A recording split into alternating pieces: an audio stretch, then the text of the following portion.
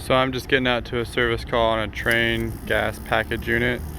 When I first got out here, I was told at the site, as you can see, there's multiple pieces of equipment. They just said that it was hot or cold in certain areas. So what I initially did is I just bumped up the thermostats down below to see if I could figure out if one of them wasn't coming on. So I just bumped up all the thermostats a little bit into a call for heat. I got up to the roof here and saw that this York one was running, this old Trane was running, and then the indoor furnaces of these guys were both running. And I got to this one, and this is the only one that wasn't running, so it kind of led me to this one. I've actually been out to this site in the past, and it has had other issues. Did a blower motor a little while back, and an inducer motor a little while back. Got out here, and initially this LED right here on the ignition board was doing a 2 flash. So sometimes it's printed on these doors, but I couldn't find it anywhere on the board. So I went into the service facts and kind of found it right here, the 2 flashes, system lockout, no flame. That kind of led me down the path of flame sensor. So I started it up, and it's actually been intermittently running. So some of the times it'll run, some of the times it won't, since I reset the power to kind of try to get it to run again.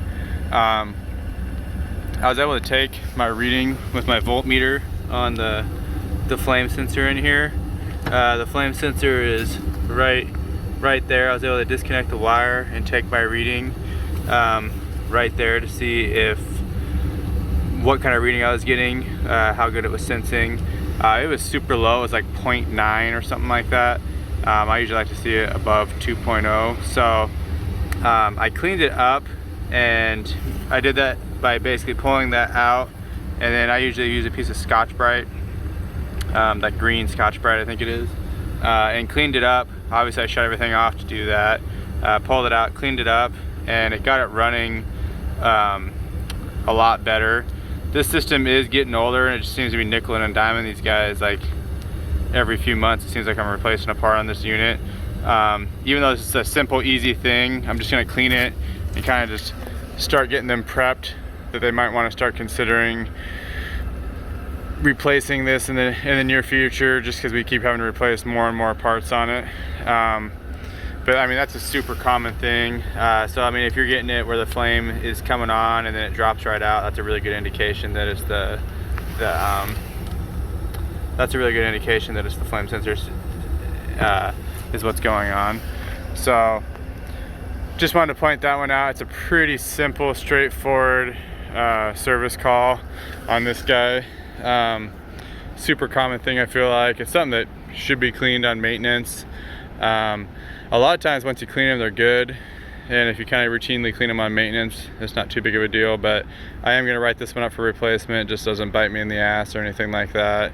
But I'd say 90% of the time you clean them and they're good to go.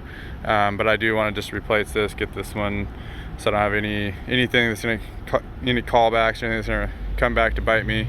But yeah, that was pretty simple. If you like the video, please give it a thumbs up. If you haven't already, please subscribe. You guys subscribing really helps me out, and thank you guys for watching.